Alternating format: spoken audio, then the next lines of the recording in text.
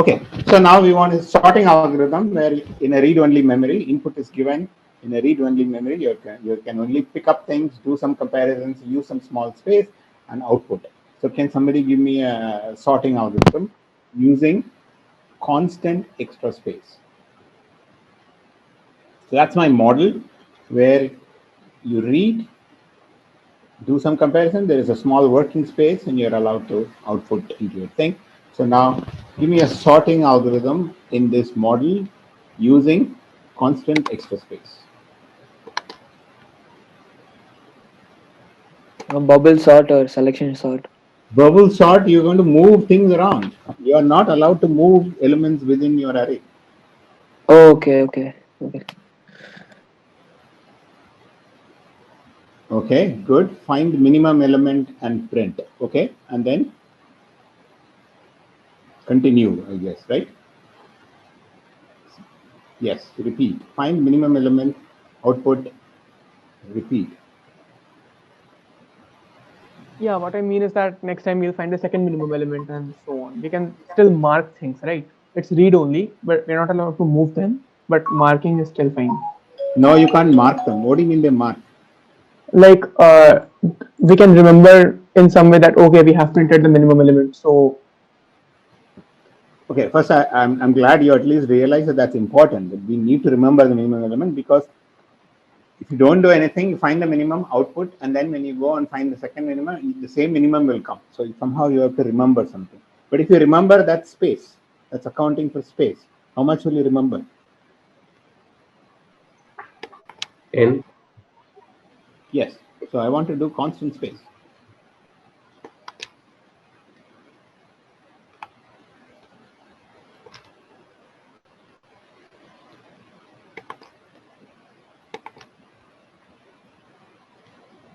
Not very hard. I mean, you can just think a little bit. So I find the minimum, output it. So store the minimum element in a Store the variable minimum element. Okay. and compare it. We have to find the minimum element and we have to compare with the previous minimum. And Okay. if it is greater than the previous minimum, we output it. Else we ignore that because we have already printed that. Okay, that's the second step. What do you do for third step? What do you remember?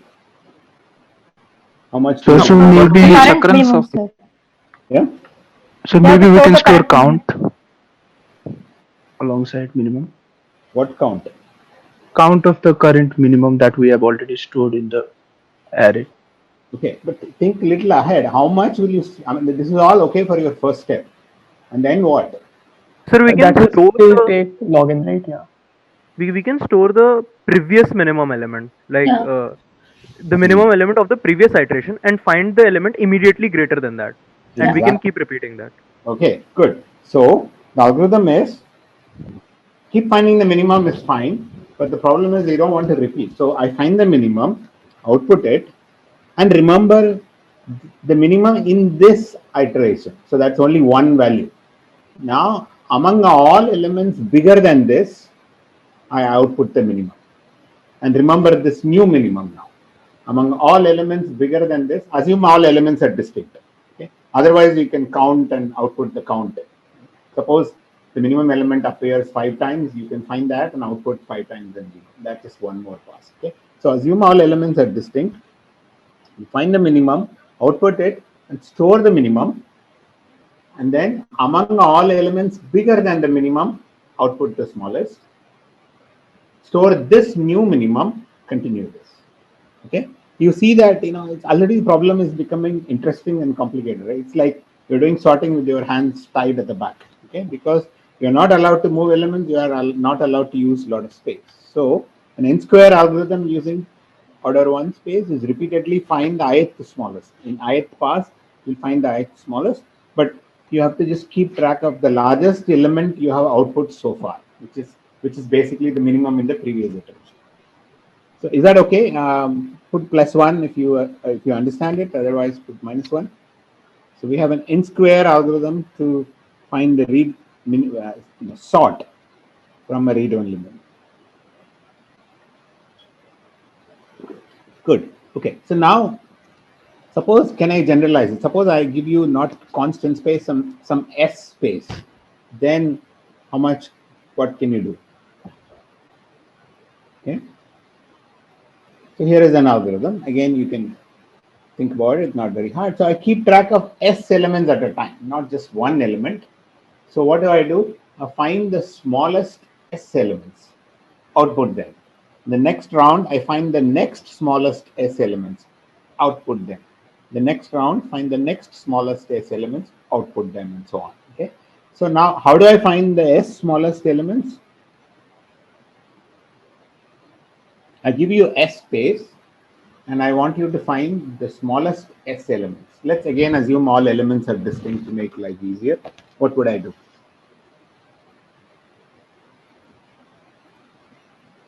Okay, Jitendra Joshi says heap. Okay, can you expand on it? What do you mean by that? So, let's see. So here is my array, and I have some S space. I want you to find the smallest S elements from this array. You're not allowed to move anything, mark anything. You can use some order S space if you want, but not more than that. So, Jitendra, can you explain your algorithm? What will you do?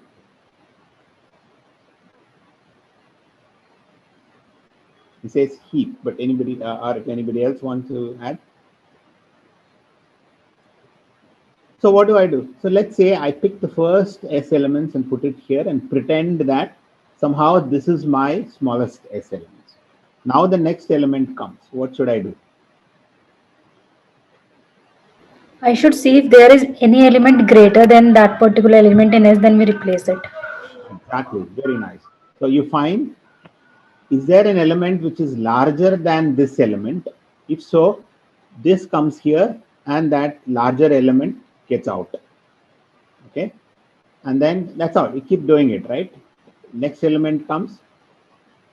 Is there an element which is larger than this element? If so, I replace it and put it here.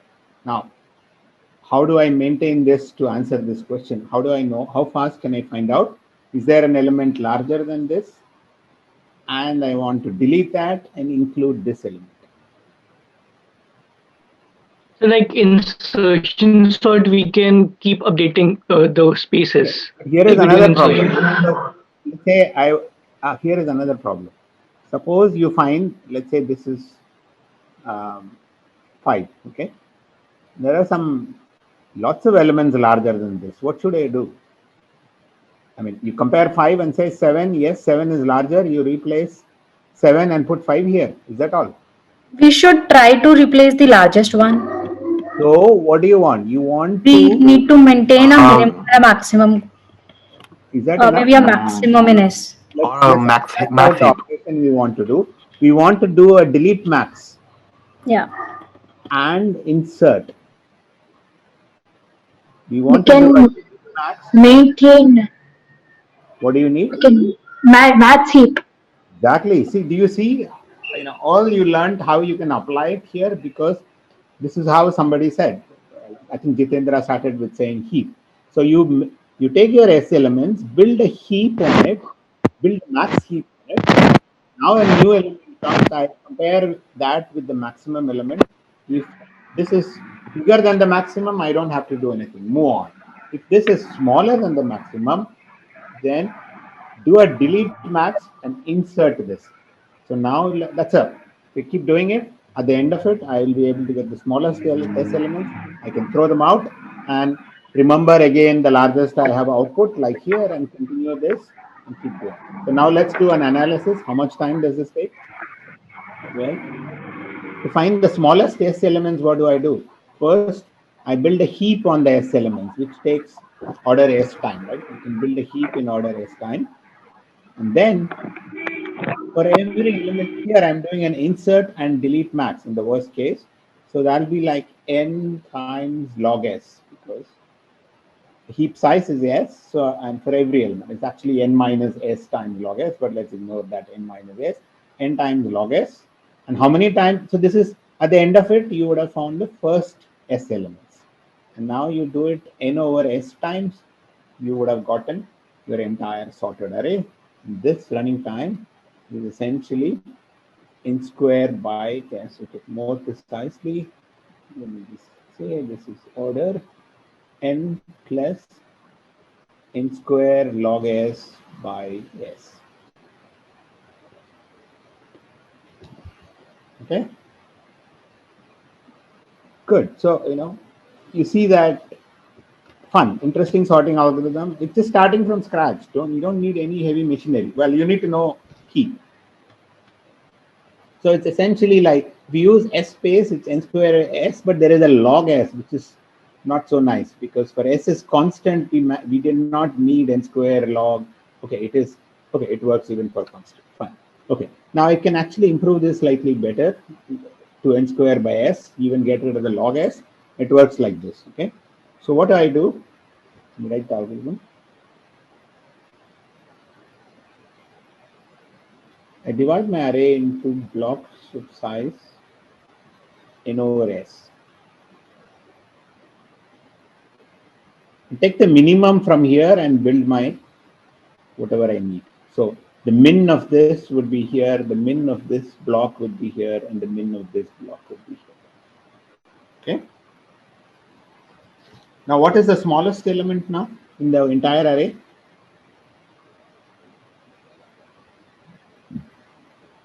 How do I find the smallest element in the entire array? Minimum of all the S elements. So I find the minimum. I do a delete min output. A minimum of all these elements might have come from this block. Okay, I don't know. So then what do? I replace it by the next minimum from this block and put it here. And do a delete min output. So insert delete min output, insert delete min output, and keep doing it. At the end of it, I would have got the entire sorted out. Okay. Let's analyze this algorithm.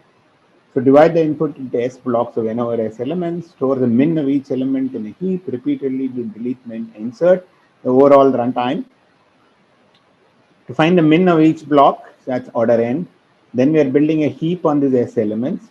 And then for every element, all you're doing is you're deleting the minimum, finding the next min from the corresponding block, and keep doing it. So this whole thing would be like an n square by s plus n log s. So there is no additional log s. Okay. And world moved on from here. There was another improvement. This was a 1998 Fox paper, which actually even improved it to there is an n square by s log n in the denominator, reasonably complicated algorithm. And we also know a lower bound which matches this upper bound in read-only memory. So that's sort of the story of sorting algorithms from read-only memory with small space. And what you get is a nice sort of a time-space trade-off, right? If you give me more space, I can actually do it faster. So if S is like n over log n, this whole thing would be like n log n algorithm. And if S is constant, we have an n square. Okay. So some tools you learn about these blocking the array into different blocks, doing things, using heap, all kinds of things. Okay. Any questions? You said that we take the next smallest element from the corresponding block, Sorry, which is what? so am I audible? You are audible, but there is some breaking. You can put it in the chat if you want, or try again.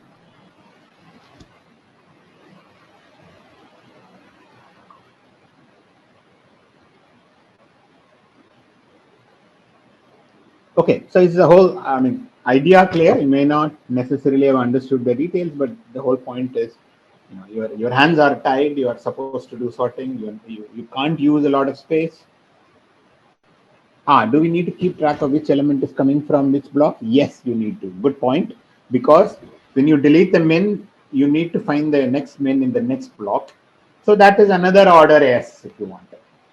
Or you don't necessarily even need to store these S elements. You just store only these pointers. That's also good enough because the elements are there in your input. So Of course, you need to build a heap on it, so you can just move the pointers around and so on, or otherwise another S value. So I'm allowing order S space. So yeah. Okay, let's now move on to the selection problem.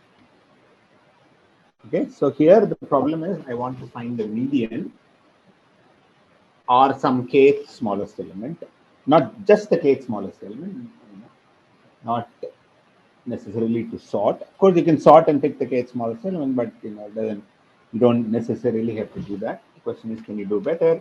So we know, I told you yesterday, there's a classical, this median of median algorithms due to Bloom-Floyd-Priority was started, which gives a classical divide and conquer algorithm.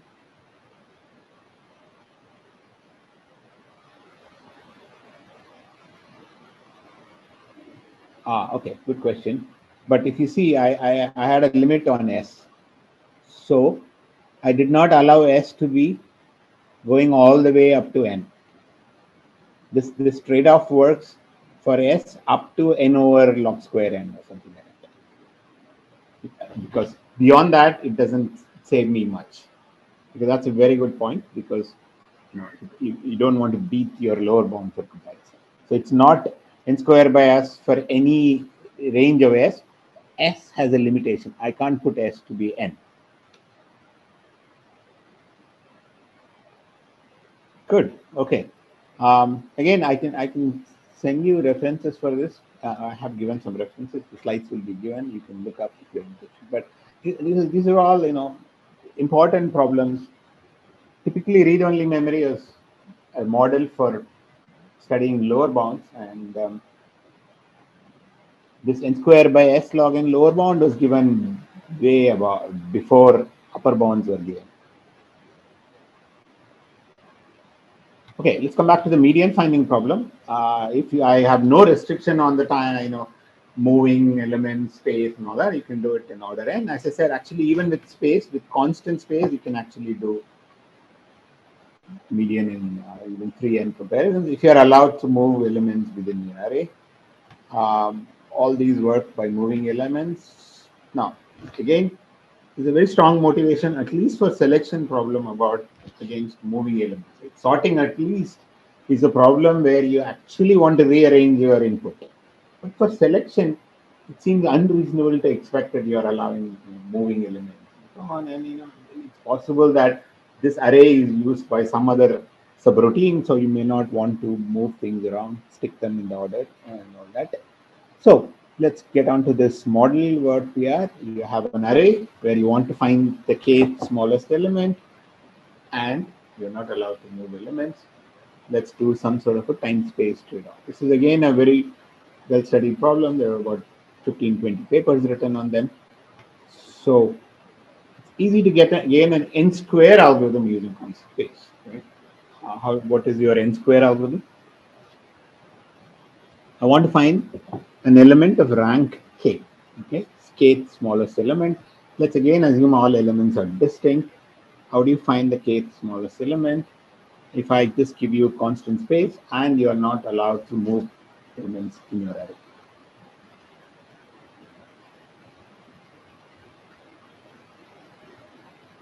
Anybody? So find the minimum element k number of times, and the at the kth time you will get the kth smallest element. Okay. That would be of order of n square. Or kn rather. Yeah, exactly, right? Order of Yes. kn. If k ranges to order of n, then it would be order of n square. Absolutely, right. So if k is small, it's good, but if k reaches median or something, you're n square. Yeah. So find the minimum all the time. Okay. Another algorithm would be that I don't necessarily find the medium. I take the first element and find its rank. Right? Compare it to everybody and see how many are smaller, how many are bigger. If it's not k, then I just throw it away, move to the next element, and so on. This is also an n square algorithm. So now this is an interesting question. With constant space, can we beat n square? And how much can you do with log n space? I mean, this problem has not been completely resolved, by the way. So what I will give you is an algorithm where you can actually beat n square using constant space. I'll give you an n root n algorithm. You can even improve it n to 1 plus epsilon. And this work started from 80. Actually, Munro-Patterson paper is supposed to be sort of the starting point paper for the whole area of streaming. The work happened for 10 years, 20, up to 2013. I've seen papers on this problem. Okay, let's recall how our median of median algorithm works. Okay, so at a high level, here is how the standard linear time algorithm to find the kth smallest element. Okay, where no restriction on space, no restriction on moves, we will not worry about them. First step is to find some approximate median. Okay, I'll explain what approximate means later. For now, what we do is doing with some effort, we will find some approximate median x. Then I'm going to compare all elements with x and count the frequency of those which are less than. So all those which are less than, greater than come here. And you are interested in kth smallest element. So if k is smaller than this number, then you go on a recurse here. Or if k is bigger, then you go on a recurse here. And the property of x is that in whatever you find in the first step is that at least some fraction of elements get thrown away regardless of which side you recurse, and then if you plug it into the divide and conquer recurrence, it gives you a linear time arc. Okay, this is a high level description of the median of the median points. So x, to find x is what you do all this, find the median of median, divide it into blocks of size 5, find the median of each block, and then find the median of medians, and that is your x. And the property of x is that some good fraction of elements get thrown out here. So regardless of where you recurse, your size of the array you recurse is smaller. So you plug it into your divide and conquer recurrence, it gives you a linear time.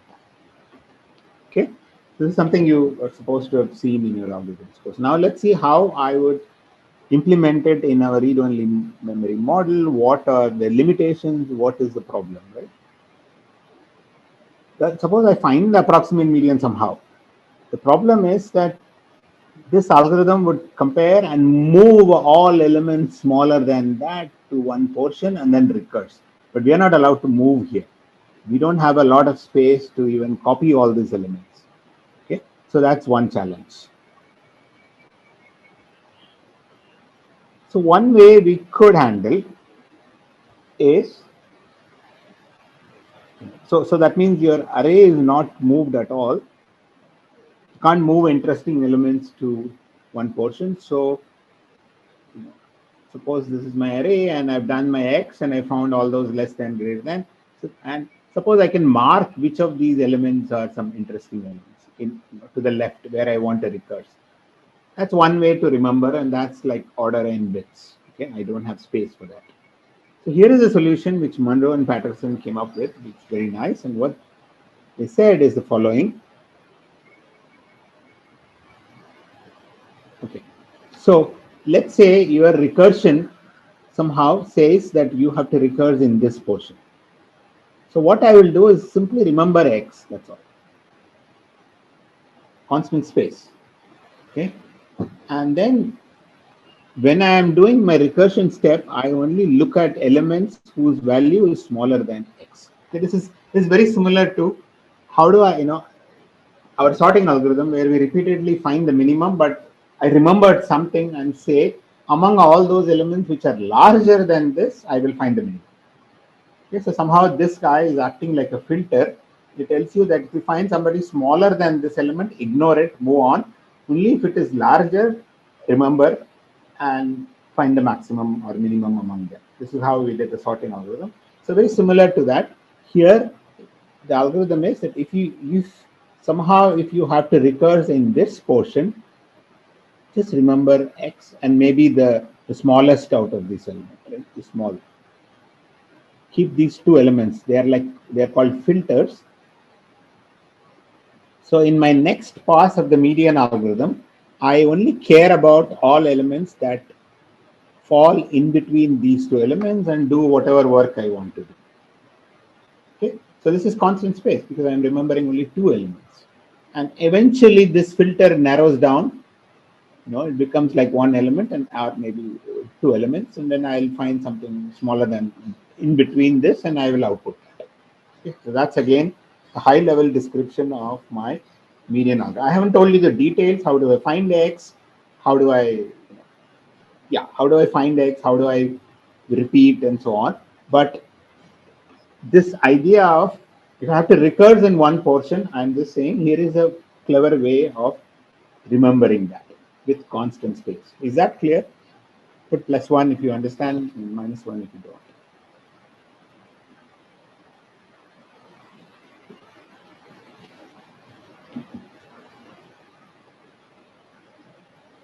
No +1, no -1, it means what? We're all.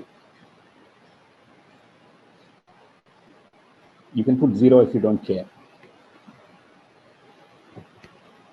Okay, good. I see a few +1s. No -1s. Okay, good. So let's move on. Maybe even if somebody is not very clear about what's going on, when I describe a little more details, you will understand what's going on. Okay. So what is our goal? Into the 1 plus epsilon. So let's even say I'm going to give you an n√n algorithm. Okay, remember, if you're talking about finding median, which can be done in linear time if you have no constraints, but beating n square is a challenge here. Okay, if I'm giving only constant space, and I'm going to tell you that actually you can do it in n√n. Okay. So here is again, thing we should have realized is that, okay, I'll describe some sort of an algorithm and then we will do. You should, the moment I get something like √n, you know what I might be doing, right? I'll divide my array into blocks of size √n. So right now everybody is a candidate. So my filter is the smallest and the largest of the list. All elements greater than or equal to this and less than or equal to this are candidates for the kth smallest I'm looking at. So what I'll do, I will find the median of this list in order n time. Can I do that? In this little portion of this little block, I want to find the median.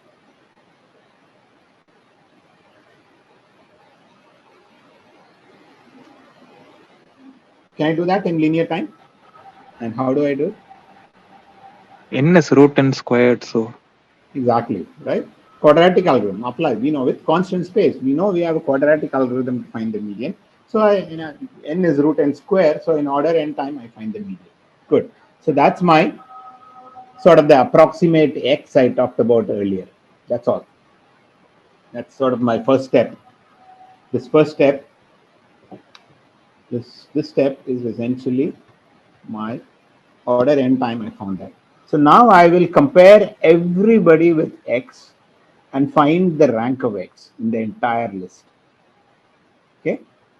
So if I am looking for 30th element, kth smallest element, but if there are 15 elements less than X, then I know that I have to recurse on the right portion of this array. Otherwise, I have to recurse on the left portion of the array, depending on. So I can compare X with everybody. This is one round, one pass, constant space, and find its rank. And I am looking, okay, so let me also remember K. This is also the three things I remember, constant space. So now, depending on K and depending on this X and depending on the rank of X, I know I have to recurse on the left side or right side. So depending on that, I will update this by X or update this by X. So what do I mean by that? All I'm saying is anything smaller than X, I'm going to ignore because I know I am going to recurse on the right portion.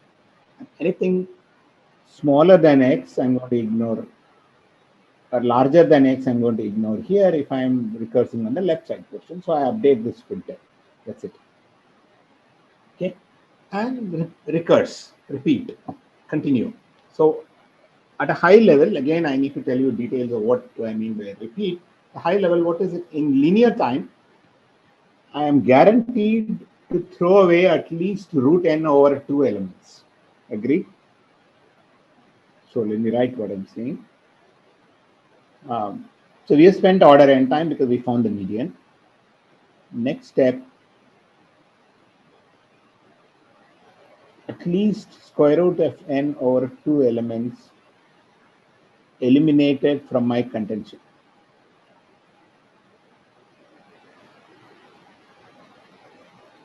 Is that clear? Can somebody tell me? Do we need to find rank from each block or entire array? No. So just in this first block, I'm not doing anything else. Just in this first block, I find the median, order n time. Then I find the rank of this x in the entire array. So I compare x with everybody and I figure out what is x's rank. So x's rank is maybe 53. So I am looking for the 31st element. So that 31st element is less than x. So I update this by x to say that, hey, now everybody less than x is what is something I should worry about. So to answer your question about, I find the rank of x in the entire array. So now I claim that regardless of whether you update this or this, it is regardless of which side you recurse, you are guaranteed to throw away root n over 2 elements. Do you agree? Yeah, that's because the rank of the median is root n by 2, right? Exactly. So, Yeah. So there are, in this block alone, root n by 2 elements are to the left and root n by 2 elements are to the right in this block.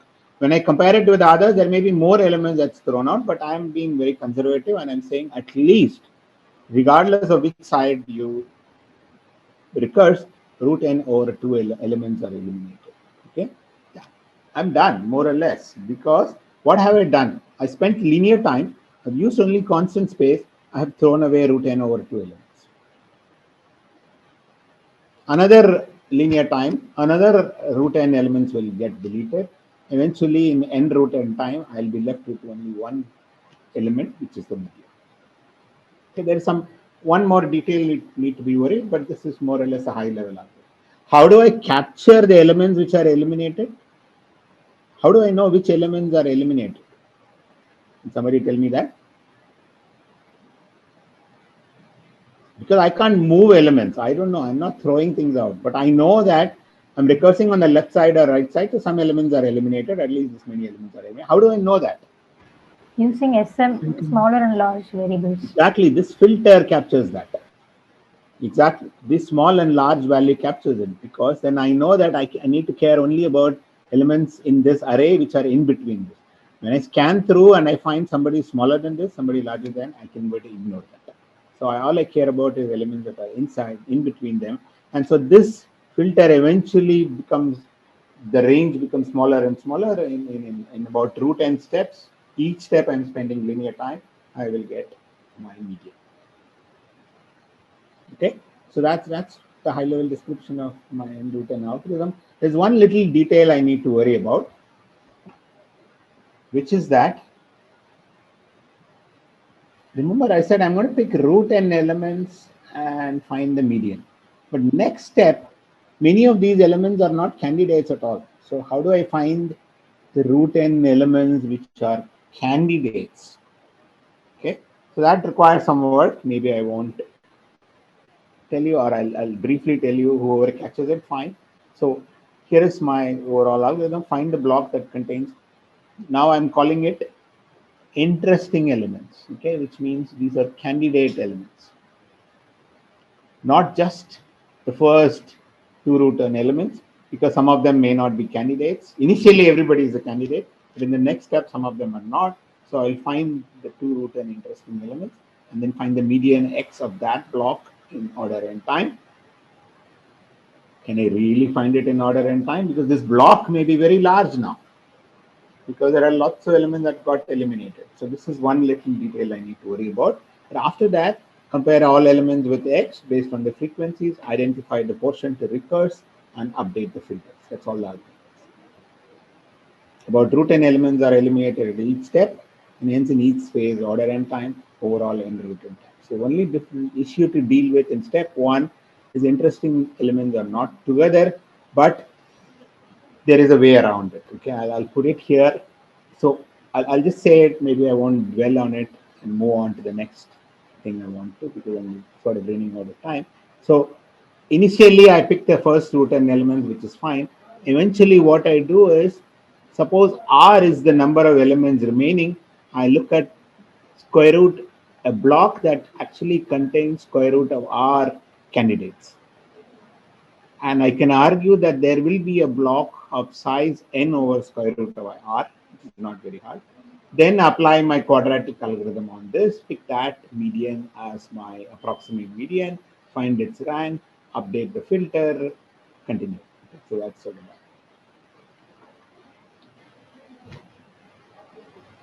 Now, how do I improve it to n to the 1 plus epsilon? Well, instead of picking root, why did I pick root n elements in the first step? Because at that time I only quadratic algorithm. But now I have an n root n algorithm, so I can pick some larger size block, something of size n to the 2/3, and apply my quadratic algorithm and still remain linear. And I continue, so I end up throwing a lot more elements at every step, and the number of passes comes down, and I can improve it. Okay, I won't say much more than this because it's just a little technical step, but I've given you an overall idea about how this algorithm works. Okay. So this can be generalized to n to the 1 plus epsilon for any constant epsilon, and the epsilon can be pushed up to certain function of n as well. There have been some improvement to these algorithms, so maybe I'll skip all this. Okay. So this is a some interesting open problems on what is the best in terms of with log n space. What is the best running time you can get? Even with constant space, what is the best you can do? These are not completely resolved yet, but this is some interesting direction. Okay, any questions or comments before I get to the last topic, which is breadth first search, something on graph algorithms. Give you a minute if anybody has any comments or questions to ask.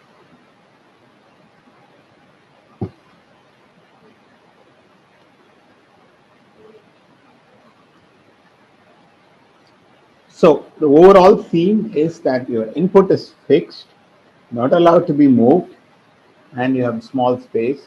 What can you do? Okay. So we did sorting, we did finding the median. The whole rich literature on these topics. And next thing I want to do, this is fairly recent work actually. Let's talk about graph algorithms. So, yesterday I told about in-place graph algorithms where you allow movements of your adjacency list within the adjacency list, and you can do BFS and so on very efficiently. But now here I'm saying you are given an adjacency list. Okay.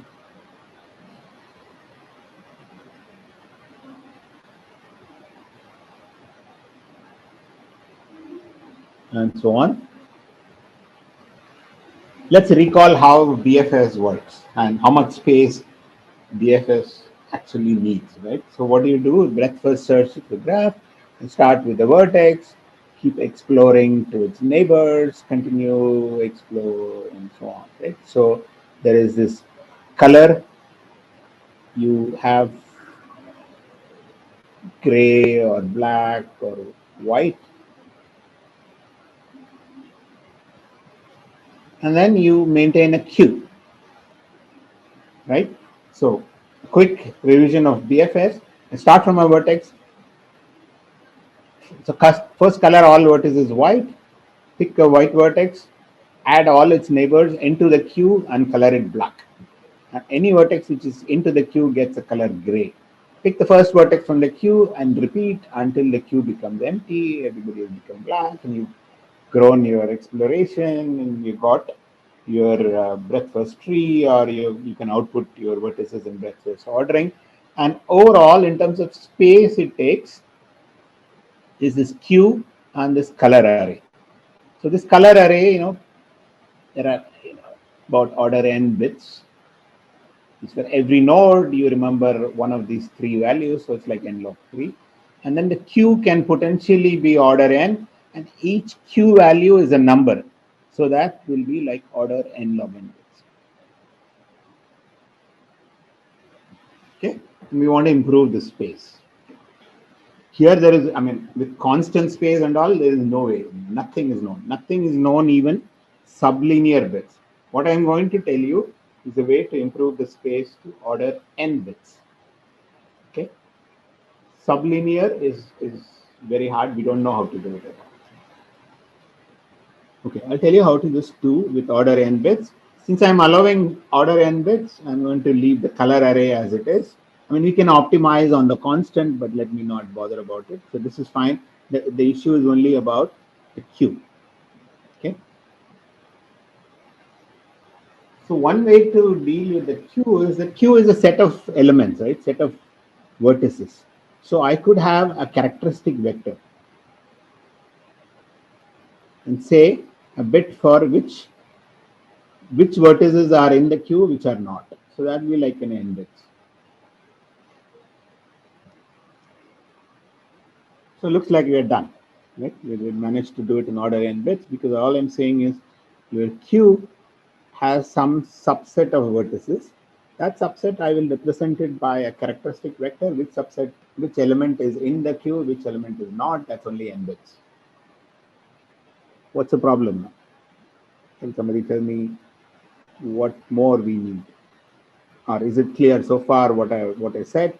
And now how do I run BFS?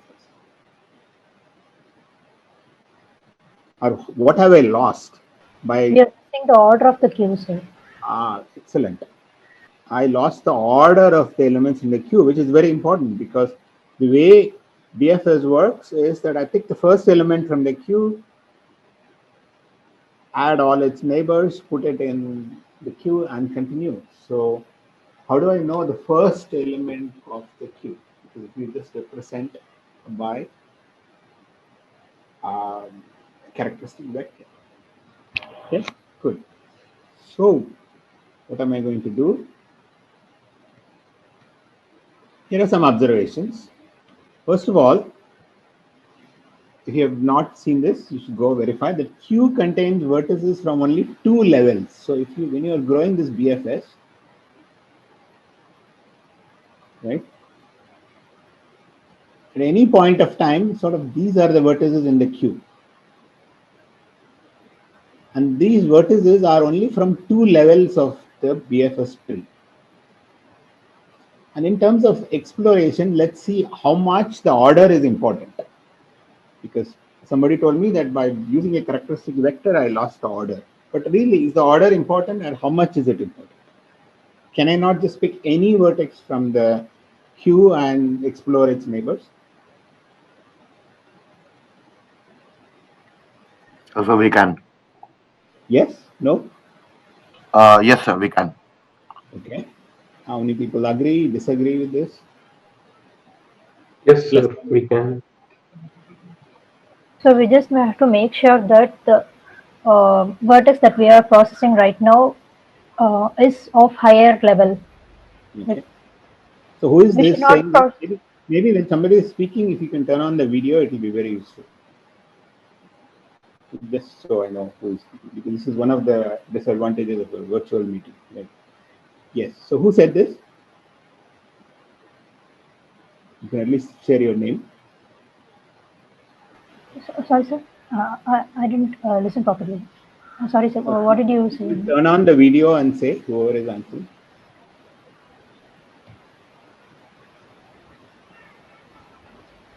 Sir, I was Sarupashri, sir.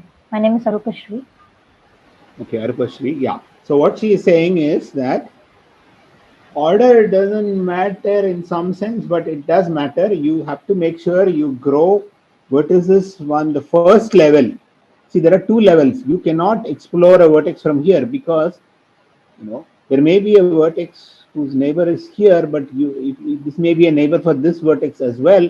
If you explore it here, this vertex will go to the next level. So you have to explore this level first and then explore this level. Within this level, order doesn't matter. But it's very important that you explore levels of the first level before you explore the vertices from the next level. So that is important. So Q contains vertices from only 2 levels. We need to explore from first level in any order before exploring the second level. Now this suggests instead of 1 Q, I will have 2 Q. So level 1 and level 2. Okay, so I have 2 characteristic vectors.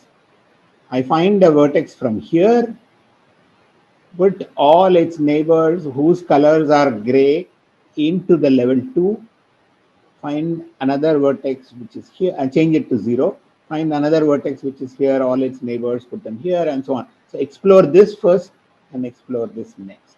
And this is possible. This is like an n bits. This is like an n bits. So you just remember these 2 levels plus your color. So overall, with order n bits, you can do this. Okay. Now, what happens to the time? Well, you need to find some vertex here which is there. So you need to sort of scan through this list to find a 1 here, which could be expensive, but there are ways to deal with it. So let me just summarize what I just said. Represent the 2 level vertices using 2n bits. And what do you need to support? You need to support insert, delete. That's not a problem because some vertex whose neighbors get inserted into the next level. In a characteristic vector, you can do it in constant time. But you also need to find, is my level 1 empty? Is there somebody there? So I'm going to call that operation is find any element in that set. I'm trying to represent 2 sets, find any, and this can be done.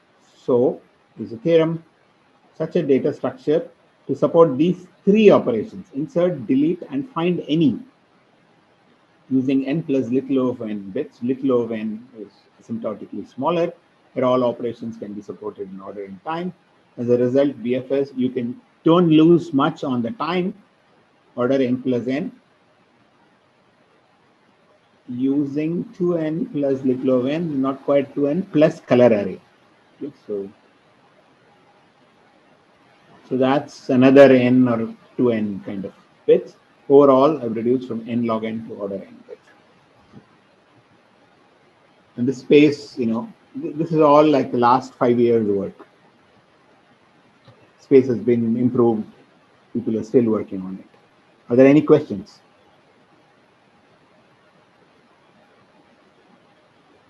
Let's one if everything is okay. Otherwise, ask questions.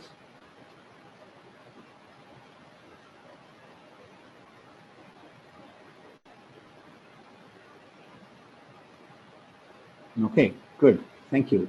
So let me just briefly tell you what is known about depth first search. It's a lot more complicated.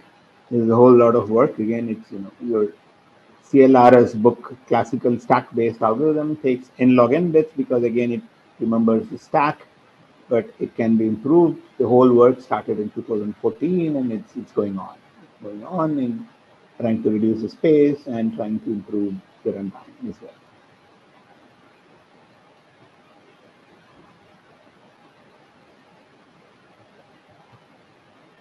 You can do other applications of DFS, BFS, biconnectivity, chain decomposition using order n bits. So sublinear bits, nothing is known.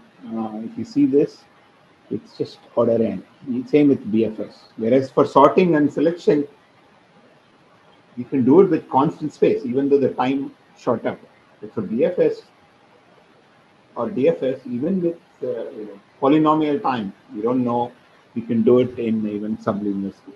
Okay, so that's sort of the summary of what I wanted to say. What we did was that we assumed that my input array is in a read-only input array or a graph or whatever, and we're allowed some small space, and we're trying to rework some of the algorithms we have learned in my algorithms course with our hands tied with small space. And some of the tools are all this about this blocking and this filtering and remembering small things to capture what we have done so far. or some of the tools we learned. Okay, let's stop here.